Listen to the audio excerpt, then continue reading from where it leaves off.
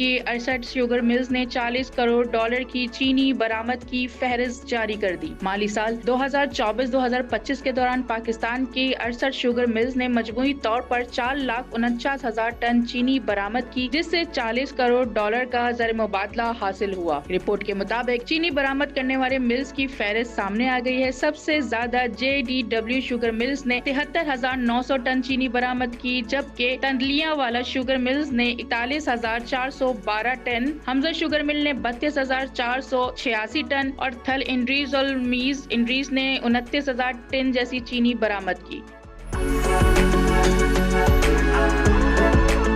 Sugar mill ایسوسی ایشن کے مطابق چینی کی برآمد ناگزیر تھی، کیونکہ ایکسپورٹ نہ کی جاتی تو یہ چینی اگست 2025 میں ایکسپائر ہو جاتی۔ ایسوسی ایشن کے مطابق برآمدی کوٹا پیداوار استعداد کے مطابق دیا گیا ہے اور کسی شوگر مل کو فیورٹزم کی بنیاد پر فائدہ نہیں پہنچایا ہے۔ ذرائع کے مطابق وزیر اعظم شہباز شریف کے بیٹوں کی شوگر ملز کو کوئی اضافی کوٹا نہیں دیا گیا، جبکہ سابق صدر آصف زرداری کے خاندان کی 3 شوگر ملز بند پڑی ہیں۔ ملک بھر میں اس وقت 13 شوگر ملز فروخت کے لیے دستیاب ہیں، مگر خریدار موجود نہیں۔